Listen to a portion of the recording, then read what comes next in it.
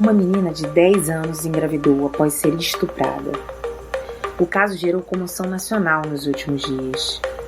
A menina, vítima de abuso sexual infantil dos 6 aos 10 anos, é da cidade de São Mateus, no Espírito Santo.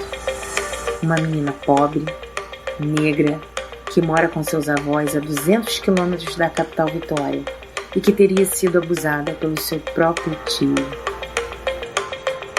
No Brasil, o acesso ao aborto é restrito e é permitido somente em casos de estupro, risco de morte para a mãe e o bebê e fetos com anencefalia. A criança de 10 anos se enquadra em 2 desses casos. Foi vítima de estupro e seu corpo, obviamente, não está pronto para levar uma gravidez adiante, o que a põe também, obviamente, em risco de vida. Uma decisão judicial autorizou que a gravidez fosse interrompida, mas os médicos da sua cidade recusaram-se a cumprir a lei. A menina, então, foi levada a Recife para realizar o procedimento. Uma extremista bolsonarista, recém-saída do presídio, postou um vídeo na internet revelando o nome da criança e o hospital onde seria realizado o procedimento. Um grupo de fanáticos religiosos se dirigiu ao local para tentar impedir que a menina fosse atendida. Para assegurar a vida da menina e articular que a menina fosse atendida, grupos feministas em defesa dos direitos das meninas e mulheres também se dirigiram ao local, como explica nossa convidada, Natália Diógenes. Bom, nesse caso da menina de 10 anos, tem uma série de coisas que a gente precisa falar antes de dizer, né, sobre por que a gente precisou estar lá, né, na frente da maternidade, né. Essa menina de 10 anos, essa criança, né, ela foi estuprada pelo tio, né, ela vinha sendo estuprada há 4 anos pelo tio, engravidou decorrente desse estupro, né. Isso mostra a fragilidade do acompanhamento à infância, da proteção à infância que a gente tem nesse país. E quando ela ficou grávida decorrente do estupro, foi encaminhada para autorização judicial, né? E eu quero começar falando sobre isso. No Brasil, né, o aborto, ele é crime, mas ele é permitido em 3 casos. No caso de risco de vida, no caso de estupro e, recentemente, no caso de anencefalia fetal, que é uma malformação fetal incompatível com a vida, né? No caso de estupro, uma mulher não precisa de autorização judicial para se encaminhar e conseguir a interrupção da gestação, né? Não precisa apresentar boletim de ocorrência. Isso é uma conquista do movimento de mulheres e movimento feminista, certo? Porque submeter essa mulher a provar a sua palavra é violentá-la mais uma vez. Né? A gente sabe que o crime de estupro é um crime grave, ele é um crime que destrói a subjetividade das mulheres, né? Além de machucar, de maltratar, de humilhar, de matar, né?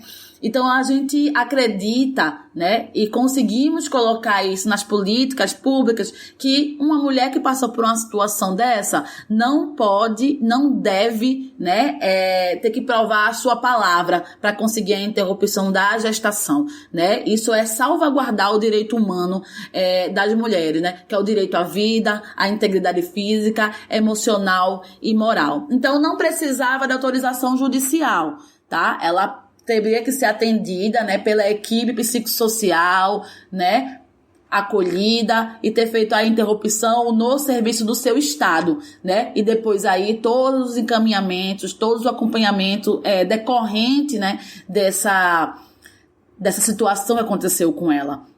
Então ela realmente não precisava disso. O que aconteceu? Ela recorre ao judiciário, né, consegue autorização judicial. E aí o hospital se nega a fazer o procedimento. O que é que o Hospital do Espírito Santo alegou? Alegaram que estava em idade gestacional muito avançada e que a idade gestacional não estava amparada na legislação. Veja, não existe lei do aborto no Brasil. Tá? O que existe no Brasil é o Código Penal de 1940, né? Que aí tem o permissivo do aborto em caso de estupro, no caso de risco de vida. certo? Então não existe uma legislação, não tem dizendo, né, só pode fazer até tal semana. Quando é estupro, existe uma série de normativas, protocolos para os serviços de saúde, obviamente, né? Então, quando é gravidez decorrente de estupro, se pode fazer até a 20ª ou a 22ª semana. E além disso, quando é risco de vida para a mulher ou para a criança, a interrupção pode acontecer a qualquer momento.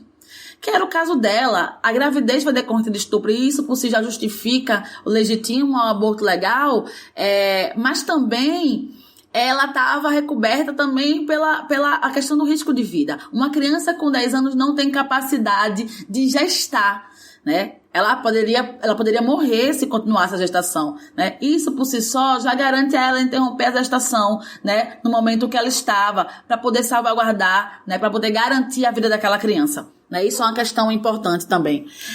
Então, a justificativa do serviço é muito frágil, né? Muito frágil. Mas, infelizmente, no Brasil, a gente tem essa coisa da objeção de consciência, né? Os profissionais se negaram, isso foi acatado, né? E eu quero deixar bem claro que isso é uma violação do direito humano dessa criança, tá? E aí ela se dirigiu a um estado, né? Que uma equipe acolheu, que foi o estado de Pernambuco, para fazer o procedimento, né? O hospital que recebeu, um hospital de referência, é um hospital com uma equipe bastante comprometida, né? Com os direitos humanos, os direitos sexuais e reprodutivos de crianças e mulheres. E ela conseguiu fazer. O que é que aconteceu? Grupos extremistas, fascistas, né, divulgaram o nome, os dados pessoais dessa criança, da família da criança, né, ferindo diretamente o estatuto da criança e do adolescente, né. Feito isso, a vida dessa criança ficou aí exposta, né, e grupos conservadores ficaram sabendo que ela vinha da Pernambuco fazer o procedimento, se organizaram em frente da maternidade, né, para impedir ela realizar o procedimento, né. Bom, tudo já estava encaminhado, né, ela, como o caso é muito aterrorizador, ela já veio do aeroporto, já foi, né, para a maternidade, e nós fomos para frente do hospital, né, para poder mostrar o nosso apoio. Os serviços de aborto legal, eles só existem por causa do movimento feminista, né? Não é uma benesse do Estado, né? É reivindicação das mulheres, né? Começou a se estruturar na década de 80, esses serviços, e vem sendo desenvolvido, claro, aí as conjunturas, né, políticas, vão colocando questões, né, na expansão ou recuo desses serviços. Mas nós temos serviços, sim, de referência em grande parte dos estados no Brasil, e esses serviços, eles são fruto de uma luta, né? Então, nós fomos para frente porque eles estavam xingando a criança, né, os fundamentalistas, de assassina, né? E nós fomos fazer a disputa, né, de sentido desse caso, né? Ela não é assassina. Assassina é quem impede, né, uma criança de 10 anos que foi estuprada de fazer uma interrupção da gestação, né? Criminoso é quem quer obrigar uma criança de 10 anos que pode morrer. Essa é a grande questão. Ela poderia morrer se levasse dentro da gestação. Então, nós fomos para frente do hospital para fazer a disputa, né, de sentido, né? Fazer a disputa dessa narrativa, mostrar o nosso apoio, né? E mostrar o quão legítima é aquela equipe, o quanto legítima é esse procedimento, né? Para salvar vidas. Quando nós chegamos lá, tinha já um grupo organizado, algumas companheiras chegaram primeiro, outras foram chegando ao longo do dia.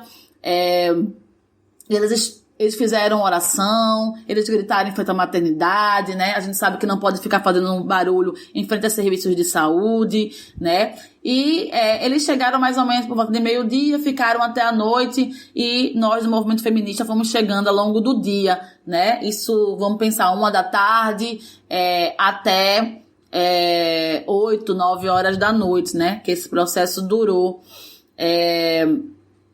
E foi muito difícil ver aquelas pessoas ali ajoelhadas, né, rezando, e na minha cabeça só vem rezando para a criança morrer, né, chamando a criança de 10 anos de assassina, em nenhum momento discutiram a questão do estupro, em nenhum momento discutiram a violência absurda que essa criança passou, né? As pessoas dizendo, ela é inocente, mas tem alguém mais inocente que ela. Inocência é algo que a gente dota uma pessoa, uma sujeita, né?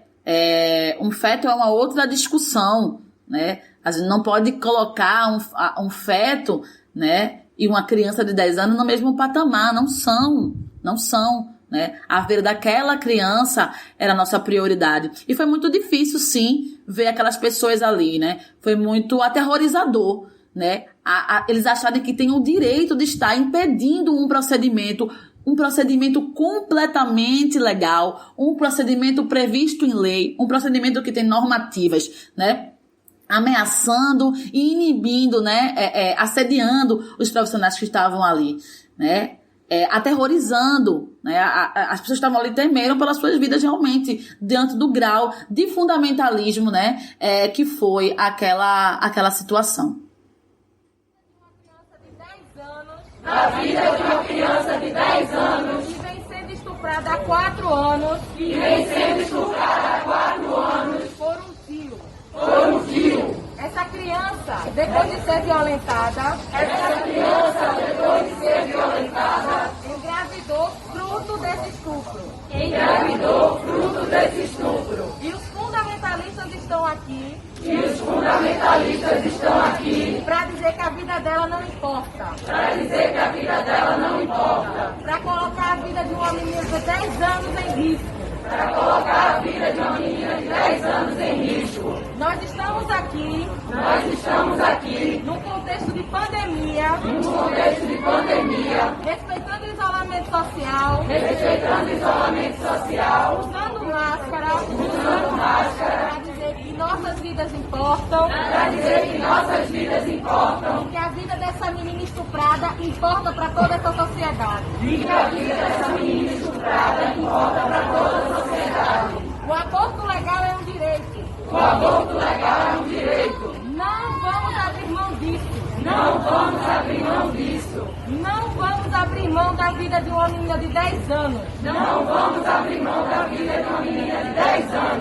Gravidez forçada é tortura. Gravidez aos 10 anos é morte. É por isso que a gente vai dizer. E vai repetir. Aborto legal. Seguro e gratuito. Para não morrer. Pela vida das meninas e das mulheres. Legaliza! Os grupos de mulheres que corajosa e bravamente lutaram para que a decisão judicial fosse cumprida e a vida da menina fosse preservada, além da equipe médica e a avó da menina, tiveram de lidar com ofensas de fundamentalistas dirigindo gritos de assassinos em sua direção.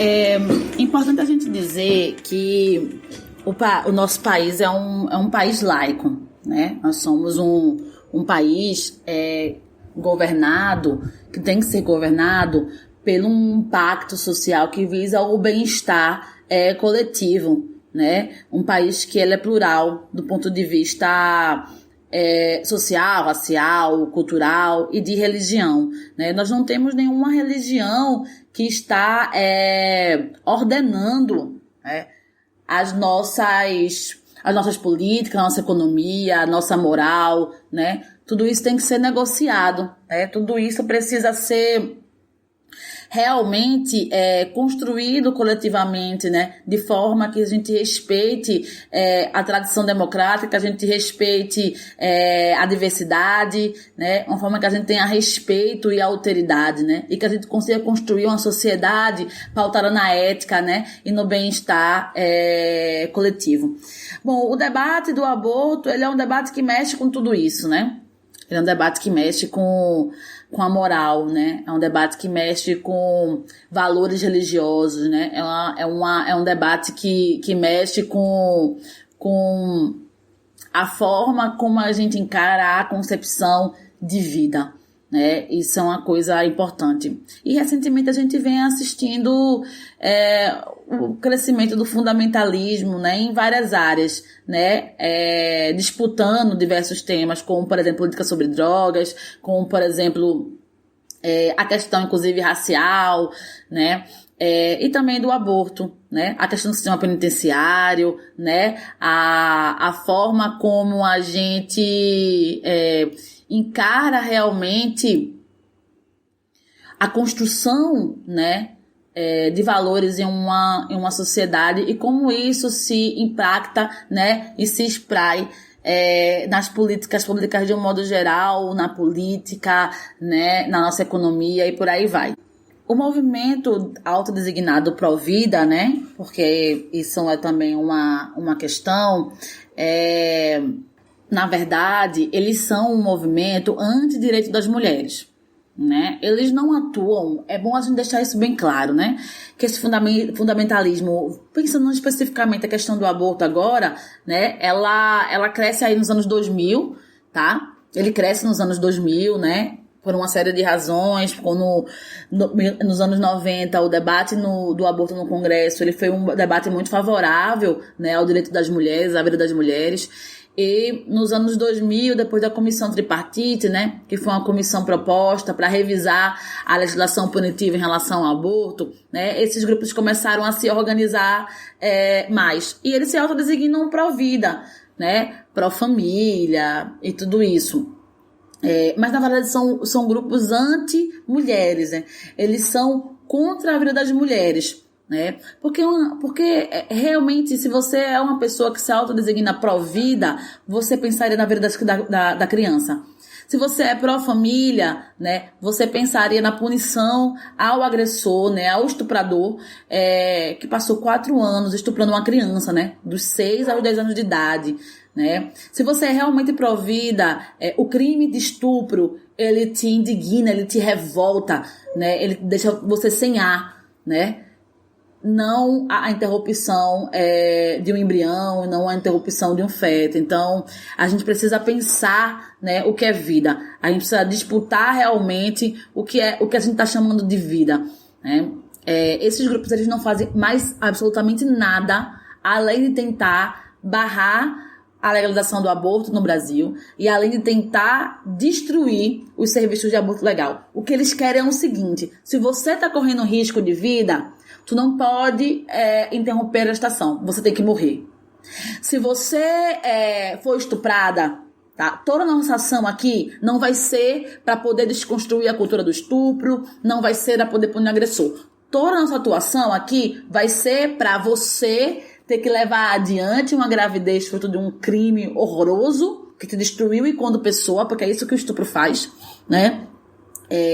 Levar adiante, e a gente vai te dar a cesta básica e um salário mínimo para tu poder viver e carregar esse trauma pro resto da tua vida. É muito difícil a gente compreender pró-vida desse jeito, né? É muito difícil, né? Então nós somos um movimento feminista, ele é um movimento pró-direitos. Nós somos um movimento que estamos defendendo a vida das mulheres. Nós não queremos que as mulheres morram, né? Nós não queremos que as mulheres vivam uma vida indigna. Nós não queremos que as mulheres vivam uma vida de violência, né? E isso é uma questão para a gente ter muito clara quando a gente olha para o debate do aborto, né? Pensando na questão do estupro, em si, não existe brecha, não existe lugar, né, para a gente poder dizer que essa criança tem que levar a gestação adiante, né? Então a gente precisa olhar para esses grupos com olhos com bastante cautela, né? E com bastante indignação, né? Quais são os verdadeiros interesses dos grupos pró-vida? Isso é uma pergunta importante, né? A gente já sabe que não é a defesa da vida, né? A gente já sabe que não é isso, porque eles estavam lá ajoelhados, rezando, pedindo para o Deus que eles acreditam, né, deixar a criança morrer, né? Eles violentaram essa criança novamente, né? Mais uma vez eles colocaram essa criança numa situação de constrangimento, né? Numa situação de vulnerabilidade. Então, o que está, na verdade, a partir do nosso ponto de vista, por trás, né, de toda essa situação, não é a defesa da vida do feto. Isso é uma questão para a gente ficar bem clara, né? Essas pessoas não se interessam pelas crianças que precisam, pelos bebês que precisam, né? É defender essa abstração, né? Essa vida latente, mas que ainda não é vida, é mais fácil do que fazer um trabalho concreto, né? Obviamente. Então, o que está em jogo aí, na verdade, é o aprisionamento do corpo das mulheres. O que está em jogo, na verdade, é a manutenção desse lugar inferior, né, que as mulheres ocupam na nossa sociedade. Né? O que está em jogo nesse caso, né, é a manutenção, né, dessas relações de poder que são androcêntricas, né? Essas relações de poder que os homens exercem. Né? E aí, quando a gente fala que os homens exercem, não quer dizer que mulheres não participem disso. Tinham mulheres lá, mas eram muito mais homens. Isso a gente precisa deixar bem claro, né? Muito mais homens não gestam, né? Os homens não são os homens que ficam encarregados dos cuidados das crianças, né? A gente tem um país com mais de 5 milhões de crianças que não tem o nome do pai no registro de nascimento, né? A gente tem um problema grave no nosso país de abandono paterno, né?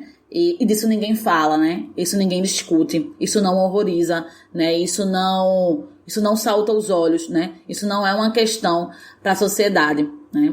Então, o que está em jogo nessa situação, né, é manter as mulheres apartadas, né, de decidirem sobre a sua própria capacidade reprodutiva.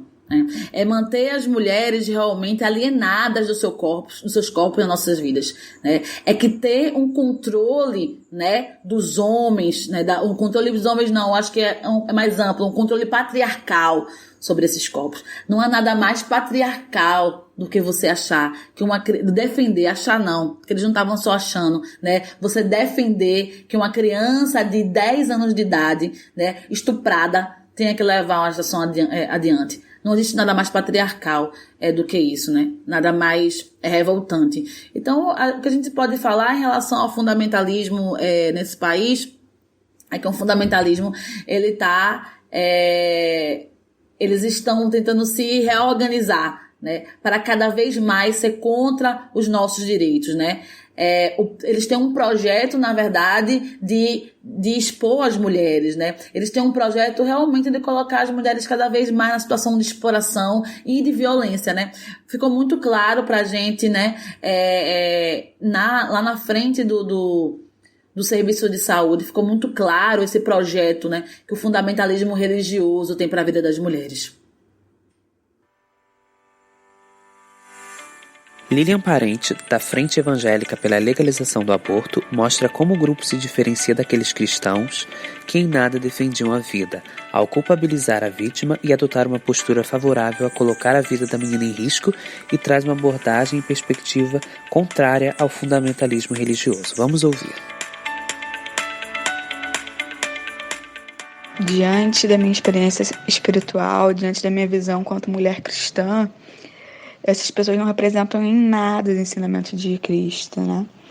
Essas pessoas vão para a porta de um hospital hostilizar profissionais que estão dedicados em fazer uma redução de danos da violência que uma criança de 10 anos sofreu.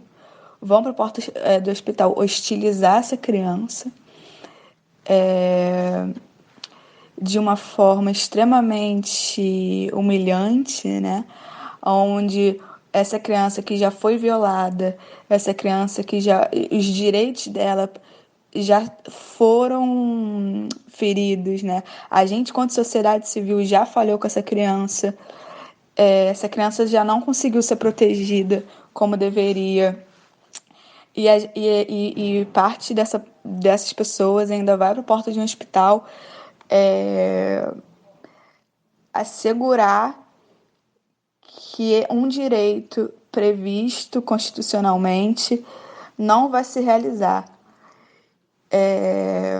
E para mim isso mostra uma necessidade, um apego, uma defesa do dogma, né? Uma defesa da ideologia. É necessário passar por cima de todos os fatores desse caso para defender o dogma, né?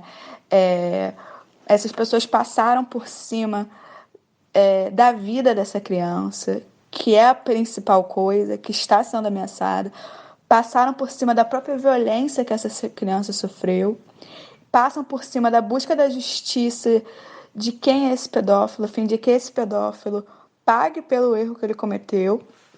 Essas pessoas passam por cima de fatores intrínsecos à vida humana a fim de defender um dogma. Essas pessoas colocam um dogma acima da própria vida dessa menina, né? E se a gente for ver em diversas vezes no Evangelho, Cristo passou por cima do dogma a fim de defender vida. Um exemplo muito claro que a gente tem disso é no caso da mulher que, segundo os relatos bíblicos, é pega em adultério. E essa mulher é levada para ser apedrejada. E a lei garantia aquele apedrejamento. A lei garantia que essa mulher poderia ser apedrejada.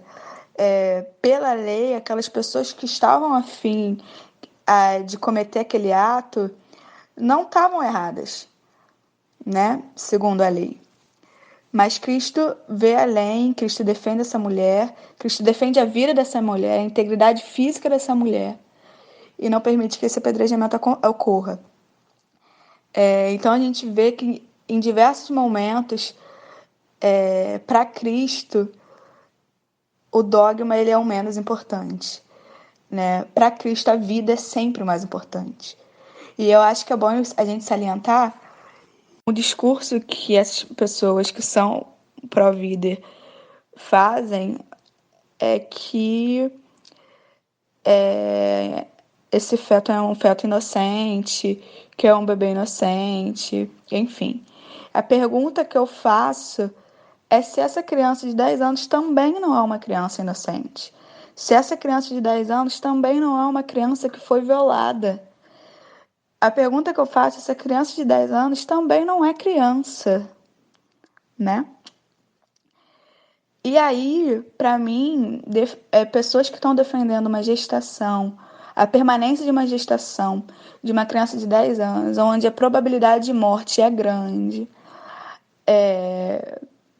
onde não só a vida física, a integridade física, mas a mental, a emocional dessa criança, a psíquica dessa criança diante de uma gravidez gerada a partir de um estupro, a partir de uma violação, a partir da violência, a partir do uso da força, se isso também não é uma morte simbólica, né?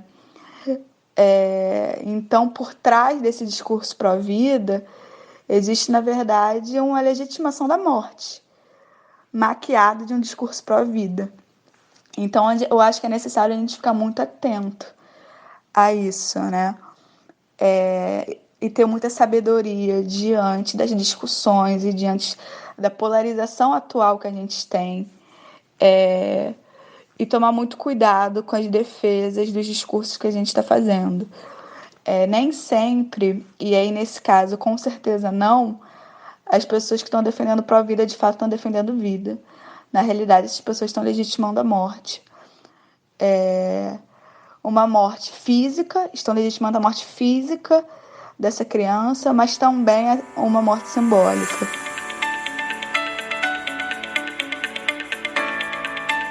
Além disso, a Frente Evangélica pela Legalização do Aborto, ao adotar uma teologia feminista, traz uma perspectiva cristã que reconhece os ensinamentos e valores de Jesus Cristo como completamente conectados à defesa dos direitos humanos e em defesa da vida e dos direitos de meninas e mulheres.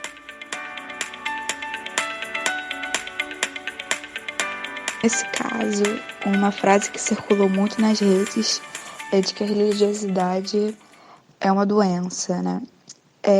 E a gente não concorda com essa frase. No primeiro ponto, porque muitas das violências e preconceitos que ocorrem na sociedade, as pessoas colocam a culpa em cima da doença. Então, em casos de machismo, racismo, a justificativa é que aquela pessoa era doente, enfim. E a gente acredita que isso acaba tirando a culpa dos indivíduos e dos fatores que levaram àquela violação. E em segundo lugar, é porque a gente não acredita que a religiosidade é uma doença. A gente não acredita que a religiosidade é um problema em si. A religiosidade, ela é a manifestação religiosa que os indivíduos têm. Então, ela é um direito, né? Ela é um direito fundamental. O direito ao nosso sagrado, a experiência do sagrado, a acessar esse sagrado e manifestar essa experiência. Então, a gente não entende a religiosidade em si como um problema. A nossa luta é contra o fundamentalismo religioso. A nossa luta é contra uma interpretação bíblica de que a sua religião é superior à das outras pessoas, de que as crenças advindas dessa religião são superiores à das outras pessoas, desencadeando assim uma série de violências, desde violências simbólicas até violências efetivas, físicas, né? Então a nossa luta é contra as violências que são justificadas à luz da religião. E a FEPLA atua diretamente nessa disputa do evangelho. A FEPLA vai disputar as narrativas envolventes ao direito ao aborto, onde a maioria das justificativas para a criminalização giram em torno da discussão religiosa, e a gente vai fazer uma defesa da laicidade desse Estado, em a importância desse Estado pensar políticas públicas, forma de garantir dignidade e direito à vida de todas as pessoas, independente da sua religião, independente da sua fé. A gente atua no acolhimento dessas mulheres que fizeram aborto e precisam de uma palavra de uma companheira de fé, que precisam de uma oração. A gente faz esse acompanhamento. E a gente faz, junto com outros segmentos do cristianismo, junto com outras organizações, a disputa desse evangelho, a disputa da narrativa, a disputa por uma narrativa que seja abrangente a todas as pessoas, ao evangelho de amor, a um evangelho de defesa dos direitos, a um evangelho que dialogue de fato com a vida real das pessoas, né? A um evangelho que de fato pise no chão real, e assim possa viver suas experiências de fé e amor. A comoção nacional diante dessa tortura, tornada pública por aqueles que hipocritamente clamam defender a vida se utilizando de narrativas infundadas, não pode ser em vão. É preciso que nos inspiremos em mulheres como nossa convidada Natália, como a avó dessa menina, na equipe médica, para pensarmos e enfrentarmos com a mesma valentia que todas essas pessoas resistiram ao fanatismo para protegermos os direitos e a vida de cada menina e cada mulher desse país. É importante a gente ter em mente que toda essa saga, foi uma saga, que essa criança passou, ter que sair do seu estado para vir para outro estado para conseguir atendimento, isso só aconteceu porque o aborto no Brasil é criminalizado, né? A criminalização do aborto, ela contamina todos os seus desdobramentos. Como assim? Por exemplo, o aborto, ele acontece por diversas razões, né? No Brasil, a gente tem uma produção de conhecimento, uma produção acadêmica de pesquisa muito significativa sobre aborto, né? E aí diversas pesquisas nos mostram que as mulheres fazem aborto por diversos motivos. As mulheres fazem aborto porque estão em violência doméstica, as mulheres fazem aborto porque estão em relacionamento abusivo, as mulheres fazem aborto porque estão numa condição precária no mercado de trabalho, né? Relembrando aqui rapidamente o caso de Jandira e Elisângela, em 2014, duas mulheres, né, do Rio de Janeiro, que morreram nas clínicas, né, pagaram pelo aborto, morreram nas clínicas, né, foram jogadas na vala, outra teve seu corpo esquartejado e queimado, né, então é esse nível de absurdo, né, que a criminalização do aborto relega as mulheres nesse país. Isso é muito grave, né? Isso é muito grave. As mulheres também têm aborto espontâneo, né? Então, uma mulher que está com aborto espontâneo, ela sofre represália também no serviço de saúde devido à criminalização do aborto. Veja como isso é sério, né? O aborto é um episódio reprodutivo na vida das mulheres. As mulheres engravidam, elas podem parir ou elas podem abortar. E elas podem abortar, inclusive, naturalmente. Isso acontece, né? E mesmo assim, a mulher queria a gestação, ela tem um aborto espontâneo, ela chega no serviço de saúde e ela pode ser tratada como uma criminosa, né? Porque aí as pessoas os profissionais podem ficar achando que aquele aborto é provocado, né? Existe, isso tá relatado. Então, a gente poder ver que a criminalização do aborto, ela vai contaminando os seus desdobramentos, né? Uma criança, uma mulher que foi estuprada e precisa interromper a gestação, ela não é uma criminosa. Ela não pode ser xingada de assassina por grupos fascistas, conservadores, fundamentalistas. Ela está recoberta pela legislação. Então, o aborto ser crime, né, torna todos os seus desdobramentos muito delicados, né? Além do mais, pensando numa mulher que não foi estuprada, né, pensando numa mulher que engravidou, né, porque os métodos contraceptivos eles são falhos, né? Eles são falhos, e aí tem uma série de questões pra gente pensar, as mulheres negras, as mulheres jovens, né, as adolescentes, né, uma completa negação que nosso país tem, né? Uma recusa, acho que a palavra é essa, né? Uma recusa coletiva em discutir educação sexual nas escolas, né? Uma política de contraceptivo que ela é falha, né? Tudo isso coloca várias questões para a vida reprodutiva das mulheres, né? A violência, infelizmente, doméstica, sexual, psicológica, que marca a vida das mulheres, né? O racismo que marca a vida das mulheres, que constrói, né? Que edifica a vida das mulheres negras nesse país, né?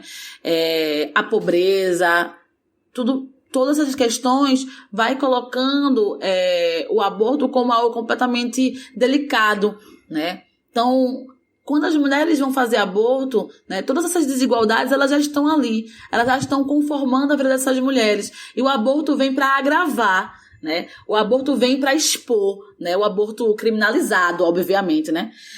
Vem para expor, né? Que bom seria, né, se as mulheres engravidassem, elas pudessem ir num serviço e serem acolhidas, né? Serem orientadas, né? Serem acompanhadas, né, por uma equipe psicossocial e não ter que passar por isso, e não ter que ser chamada de assassina, né? Que bom seria se a gente vivesse num país em que a vida das mulheres importasse. Porque não importa, né? Existe um artigo que eu gosto muito, porque a gente tem muita pesquisa, como eu já falei para vocês aqui, sobre aborto no Brasil, né? E a gente vai ter pesquisas que mostram que meninas da periferia negras precisam pedir empréstimo a traficantes para conseguir fazer um aborto, para poder interromper a gestação.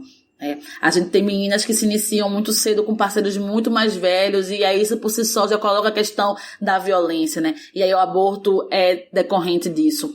São muitas questões, né? O aborto, ele escancara uma série de desigualdades que existem entre as mulheres e que a gente não discute, que a gente não pensa a respeito, porque a gente fica nessa discussão abstrata, né? Essa disputa abstrata, né? De quem defende realmente a vida, né? E nesse equívoco coletivo de achar que um embrião vale mais do que uma mulher, porque não vale, né? Porque não vale.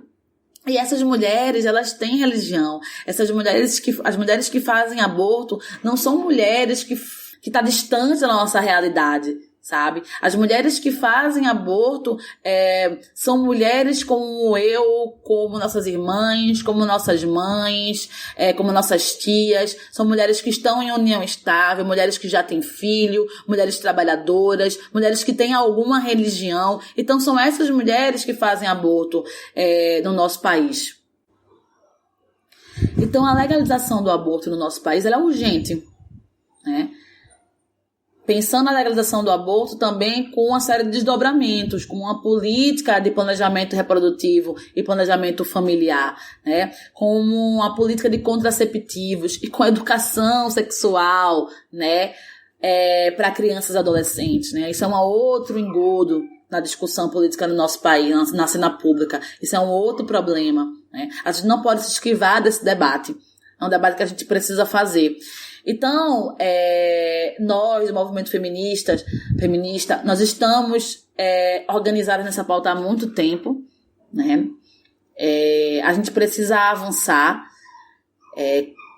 Temos essa recente conquista, né, da questão da anencefalia fetal, que foi permitida recentemente no Brasil, mas a gente precisa de mais, né? Como eu já falei aqui, as questões, né, os motivos, os contextos das mulheres que fazem aborto, eles são múltiplos, eles são muitos, né?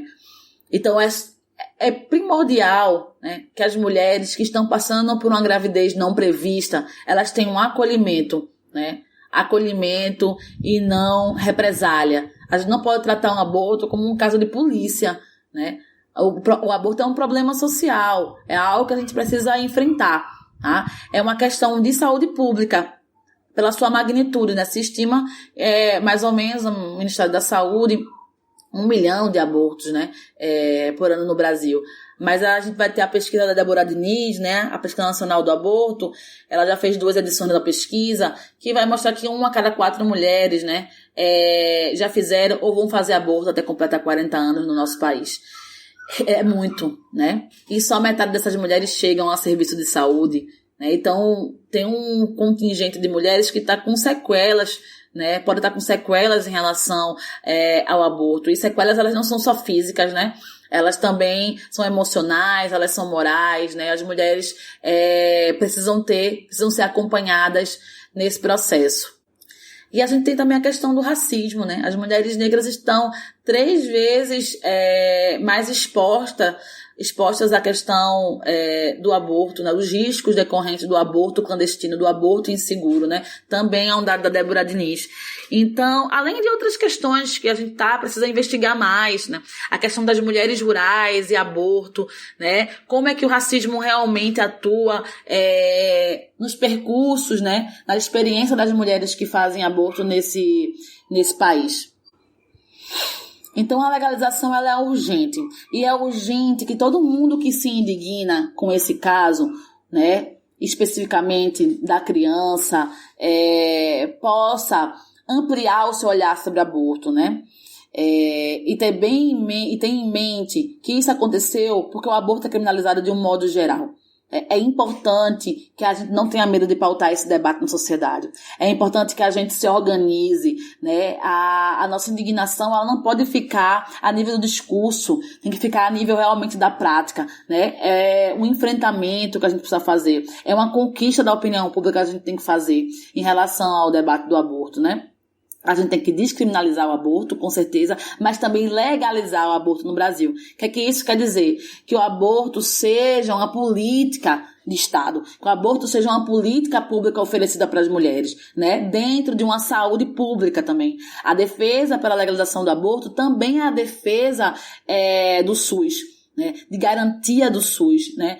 A gente afirma muito que o SUS salva vidas. A gente não quer que o aborto seja legalizado e que isso seja um serviço, né, do mercado, né, um serviço privado. Não, a gente quer que seja um serviço, aborto legal, seguro e gratuito, né, para que as mulheres não morram, né, e principalmente as mulheres jovens, as mulheres pobres, as mulheres negras desse país e as mulheres das áreas rurais, né. Então é importante que a gente realmente possa esse debate, né, descriminalizar o aborto, descriminalizar o medicamento, mas também trazer o aborto para a política pública, trazer o aborto para o SUS, né, para que essas mulheres tenham todo o atendimento necessário, né. Então, o que eu acho é que a gente precisa se organizar nessa pauta, sem medo. A gente precisa realmente, o movimento feminista tá se organizando em torno da legalização do aborto há muitos anos, né? O aborto é pauta pra gente desde a década de 1970 aqui no país, né? As conquistas que a gente tem de serviço de aborto legal, tudo que a gente conseguiu avançar, né, no debate na cena pública é fruto dessa luta, né? E eu tenho esperança que a gente sim consiga avançar, né? Claro que a gente está num contexto político muito desfavorável, né? A gente está num contexto político muito desfavorável, mas eu estou sentindo a opinião pública indignada. Eu estou sentindo a opinião pública realmente revoltada, enojada com o que aconteceu com essa criança, né? E aí por isso que eu falo, essa criança passou por isso, porque o aborto no Brasil é crime, né? Então a gente precisa transcender o nosso debate. O aborto precisa ser legalizado. O aborto precisa ser entendido como uma questão de direitos humanos para as meninas e crianças. Agradecemos com afeto e carinho imenso a Natália por participar deste episódio e a todos que estiveram na frente daquele hospital para defender a vida de uma menina de 10 anos de idade, vítima de uma violência cruel que deve ser cuidada e assistida pelo Estado. Chegamos ao fim. E a gente fica pensando como terminar um episódio que trata desse assunto. O que dizer? E a pergunta fica, e as respostas não vêm. Aliás, são muitas as respostas, mas às vezes o silêncio parece falar muito mais alto. Porque diante de uma barbaridade dessas, a gente fica realmente refletindo sobre o que, de fato, a gente precisa falar. Parece tão óbvio, parece tão explícito que tá tudo errado, que fica difícil falar que tá tudo errado. A gente sabe que ao longo dos anos, a vida da mulher, o corpo da mulher, sempre foi objeto de desejo, sempre foi alvo de pertencimento do outro. A mulher nunca teve direito sobre seu próprio corpo. Ela ainda não tem totais direitos pelo seu próprio corpo. A mulher nasce e precisa usar certos tipos de roupas porque a sociedade não pode vê-la de outra forma, porque estará errado. A mulher preta sempre foi vista como objeto, ainda mais do que a branca. O corpo da mulher preta sempre foi objeto, sempre foi objetificado, sempre foi como o pertence de alguém, tão somente. E mais uma vez a gente não vê diferente.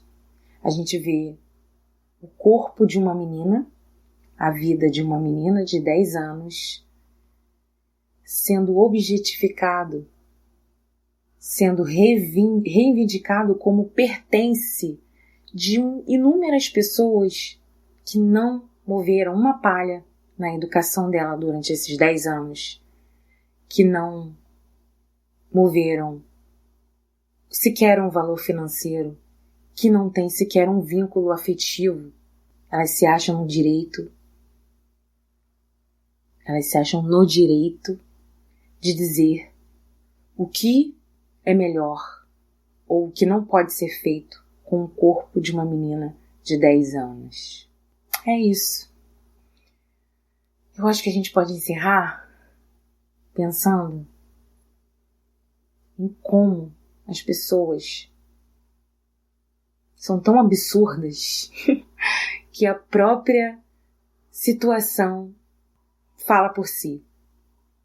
Pessoas que nunca conheceram essa menina, que não conhecem essa avó, que não sabem nem onde fica a cidadezinha que ela mora, 200 quilômetros do Espírito Santo, que não sabem as dificuldades que essa família passou, querem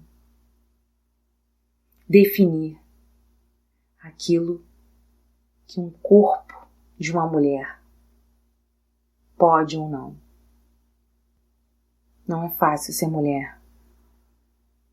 Não era fácil ontem, não é fácil hoje e não será fácil amanhã. Não é fácil ser mulher aos 30, não é fácil ser mulher aos 70, não é fácil ser mulher aos 2 anos, não é fácil nascer mulher. Quando o mundo acha que pode definir o que é ser mulher ou o que a mulher pode ou não fazer. E eu imagino, porque eu sou mulher, a dor de uma mulher, de uma menina de 10 anos, que nem no momento da sua maior dor pode ser respeitada, pode ter os seus direitos assegurados, pode ter paz para sentir dor.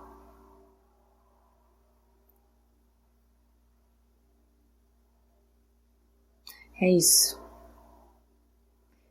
Eu acho que se eu pudesse encerrar esse episódio de alguma forma, eu diria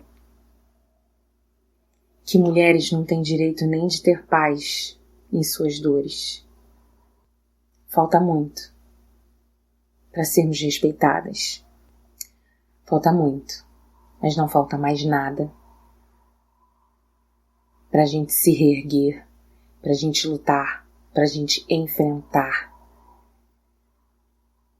essas pessoas que ainda acham que podem mandar em nossos corpos. É hora de enfrentar